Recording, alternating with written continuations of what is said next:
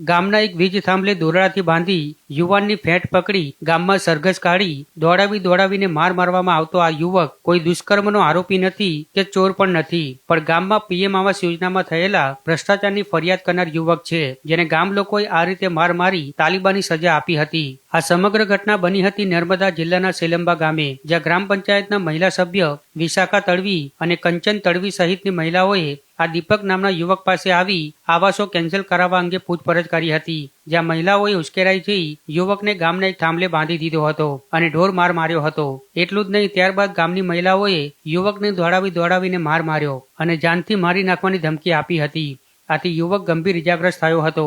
આથી બાદમાં યુવકને સારવાર માટે પહેલા સ્થાનિક સરકારી દવાખાને અને પછી રાજપીપળા સિવિલ હોસ્પિટલમાં ખસેડવામાં આવ્યો હતો।